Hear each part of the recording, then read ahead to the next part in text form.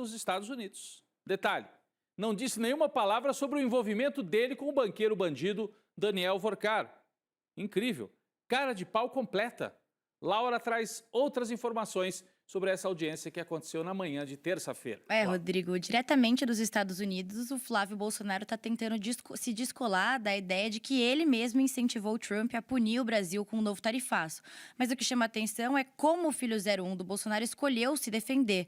Na audiência, ele teve só 5 minutos para falar e, nesse pouco tempo, para surpresa de todo mundo, ele decidiu citar o Banco Master.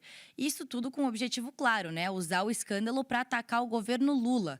A decisão impressiona por 2 motivos. O primeiro é que não é novidade para ninguém que o caso Master respingou principalmente no Centrão e na família Bolsonaro com o financiamento do filme Dark Horse por parte do Daniel Vorcaro. E segundo é que, na teoria, a viagem do Flávio para os Estados Unidos seria uma tentativa de tirar dos holofotes as crises do Master e também a crise com a ex-primeira-dama Michele Bolsonaro, mas ele só trouxe de volta a crise do Master, Rodrigo. Pois é, Laura. E Flávio também voltou a falar que um novo tarifaço, se fosse adotado agora, iria beneficiar o Lula. Agora seria o pior momento para implantar o tarifaço, disse o Flávio. Ou seja, se é o pior momento, vai existir um bom momento para baixar o tarifaço? O Flávio Bolsonaro deu a entender que sim, que poderia ser um pouco mais para frente, ao usar essa expressão. Qual será o melhor momento para tarifaço, Flávio Bolsonaro? Explica para a gente, por favor. Ele também afirmou que o PIX não é um problema, né? O PIX não seria um problema, mas é uma solução criada pelo pai dele, Jair Bolsonaro. O que é uma fake news, né? Quem criou não foi o Jair Bolsonaro, foram os técnicos do Banco Central e a família Bolsonaro, em parceria com o Donald Trump, queria atacar o PIX aqui no Brasil, como a gente sabe. Flávio completou dizendo que o PIX não concorre com instituições americanas de pagamento como Visa e Mastercard, o que a gente também sabe que não é verdade. Concorre sim, e é por isso que o Donald Trump está tão incomodado com a existência do PIX. Bom, parece que os Bolsonaro precisam alinhar o discurso, porque uma hora o Flávio defende o PIX, na outra hora o Eduardo ataca o PIX. O Eduardo chegou a dizer que era melhor trocar pelo Zelle, né, que é um meio de pagamento, um sistema lá dos Estados Unidos.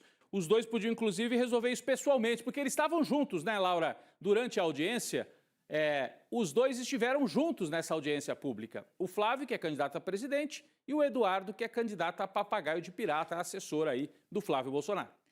Sim, Rodrigo. Agora, todo evento que o Flávio participa lá nos Estados Unidos, que está virando rotina, o Eduardo está lá junto com ele. E dessa vez, claro, não foi diferente. A presença do Eduardo Bolsonaro na audiência reforça também o papel dele, né, que ele vem exercendo aí nos bastidores, que é o de principal articulador político da campanha do Flávio lá nos Estados Unidos. Mas é bom deixar isso bem claro, né? Esse papel aí de articulador é só nos bastidores. A verdade é que a campanha do Flávio está tentando distanciar aí um pouco o Eduardo, a imagem do Eduardo. Numa foto divulgada pela equipe da campanha para a imprensa, o filho 03 aparece cortado da imagem, como a gente está mostrando aí na tela para quem está vendo por vídeo. Olha só essa comparação. Em cima, a foto postada pelo Eduardo e republicada pelo Flávio nas redes sociais. Embaixo é a foto divulgada pela equipe da pré-campanha do Flávio, sem o Eduardo na imagem. Isso é importante. Eu vou até virar aqui para o telão para a gente colocar de novo as duas fotos que a Laura acabou de mostrar. Pessoal, vamos lá. A campanha do Flávio Bolsonaro, logo que aconteceu o encontro, mandou para os jornalistas, para as redações em todo o Brasil, só essa foto aqui de baixo, ó. Só essa foto aqui de baixo. Sem o Eduardo. Por que estão escondendo o Eduardo? Depois, o próprio Eduardo postou a foto completa, e aí o Flávio foi obrigado a colocar na postagem, nas redes sociais dele, o irmão também. Então, houve um descompasso entre a campanha, os marqueteiros e o Flávio Bolsonaro. Por que ele quer esconder o irmão Eduardo? Por que eles não quiseram levar o Paulo Figueiredo para essa audiência? Ele estava programado para ir. Paulo Figueiredo não foi, é aquele que falou que mulher não sabe votar. E o Eduardo, que já atacou o PIX, já disse que PIX não serve, que já disse que ia fazer de tudo para haver um ataque contra a economia brasileira, porque pelo menos faziam uma terra arrasada e tentava impedir o Lula de ganhar. Então, ficou mais claro, de novo, né, que eles têm uma estratégia de comunicação um pouco... Tarifas não produziram resultados que a unidade dos Estados Unidos entende de uma maneira que fosse positiva. Falou a respeito de Alexandre de Moraes, falou inclusive que Alexandre de Moraes, o primeiro é a censura, falando que as ordens de confederação diretas pelos direitos humanos americanos não originaram no Congresso brasileiro. Elas foram lançadas por um juiz do Supremo Cárcere Federal do Brasil, foi o que ele colocou, e pela administração do presidente Lula, e que 25% de tarifa da terra penaliza toda a população brasileira, exceto aqueles que são responsáveis por essas decisões. Aí ele fala sobre a questão da corrupção, sai em defesa do PIX, dizendo que esse sistema foi criado pelo governo do pai dele, e esse não é um problema de defesa, é uma solução, e expandiu a inclusão financeira, trazendo milhões de brasileiros. Enfim, saiu em defesa do PIX. A gente está ainda pegando aqui alguns trechos e entendendo, não tive acesso ao discurso completo dele. Em instantes a gente traz mais informações sobre exatamente as aspas dele. Vai lá, Carla, com a sua pergunta. Então, na verdade, ontem, antes dele fazer essa apresentação, ele falou, o senador Flávio Bolsonaro, professor, bom dia, desculpa, ele fez uma frase que eu queria muito que o senhor pudesse interpretar e ver se o senhor falou em justificativas frágeis, em bolas quadradas, mas ele disse que, na minha opinião, vou abrir aspas, o comportamento de Lula é deliberado para atrair tarifas. Ele é o principal fator de risco para o Brasil porque ele não perde uma oportunidade de provocar o governo americano. O senador Flávio Bolsonaro está tentando criar essa narrativa de que a culpa das tarifas é do Lula e que ele faria algo para provocá-las e ignora também toda a política tarifária do governo Trump e os pedidos que eles mesmos, Bolsonaro, tinham conversado antes. Queria saber como é que o senhor vê esse tipo de argumento do senador e se há, de fato, alguma parcela de responsabilização do governo brasileiro em relação a esse tarifaço, dado que é uma política do Donald Trump para diversos outros países também, né, professor? Talvez o senador Flávio Bolsonaro precise fazer uma consulta, se ele tiver a oportunidade de voltar ao Salão Oval, ao presidente Trump. Talvez ele pudesse ouvir do presidente Trump o que é que o presidente Trump pensa sobre Lula. Não é só nos 39 segundos de amor, não. O presidente Trump foi instado a representar, a conversar com Lula por várias outras razões. Lula assegurou, e a diplomacia brasileira assegurou, que nós temos quase um século de relação com os Estados Unidos e que, abre aspas, gostaríamos de continuar, fecha aspas, mesmo quando nós temos, abre aspas, alternativas, fecha aspas. Sabe o que isso quer dizer, Carla? China.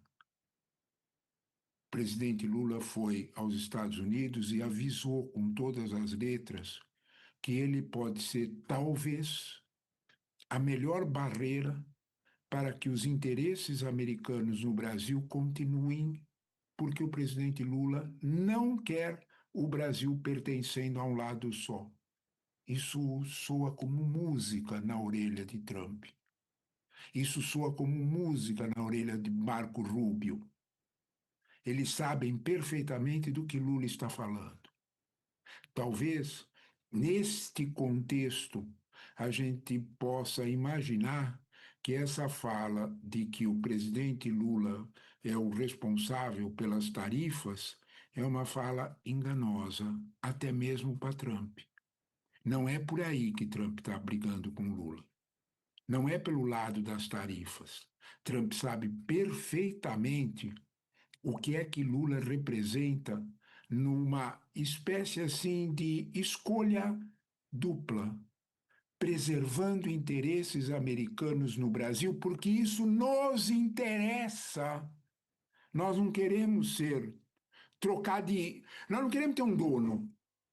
Nós queremos exatamente defender os interesses brasileiros. E para isso, quanto mais nós dividirmos interferências entre americanos e chineses, melhor para nós. E ele sabe que Lula representa exatamente isso. De alguma forma, é preciso entender também que aqueles adjetivos, eu não vou nem repetir, porque todos sabem, que o presidente Trump usou sobre Lula, são adjetivos que interessam a ele. Lula tem um papel importante na América Latina e Trump sabe disso também. Sem a gente contar que na outra orelha de Trump estão os militares americanos, que, abre aspas, confiam nos militares brasileiros, sabem perfeitamente de que lado eles estão e de como é interessante para os Estados Unidos ter a costa, 8.500 quilômetros da costa no Atlântico Sul, amigos dos americanos. Quem tiver alguma dúvida sobre isso, pensa que logo depois da conversa de Lula com o presidente Trump, houve um exercício da Marinha Americana em que o Nimitz, um dos maiores porta-aviões americanos, esteve aqui fazendo exercício com a Marinha Brasileira e pela primeira vez com comando duplo, comando da Marinha Brasileira e deles. Quando a gente olha para isso, talvez a gente tenha que olhar que Flávio, de novo, o senador Flávio, de novo, está procurando uma bola quadrada. Ele está, talvez, olhando do jeito errado o quanto Lula, abre aspas, interessa aos americanos, fecha aspas. Esse fato precisa ser levado em conta para a gente entender melhor os efeitos daquela tríplice diplomacia do Brasil, a diplomacia profissional do Itamaraty, a diplomacia empresarial de vários setores das empresas brasileiras que foram falar com seus congêneres americanos e conseguir a derrubada da tarifa de 60%, lembram-se disso? E da diplomacia militar, que nós estávamos falando há minutos. Então, de algum modo, esse quadro é essencial para entender o quanto talvez Flávio está pisando em areia movediça quando lida com essas palavras. O discurso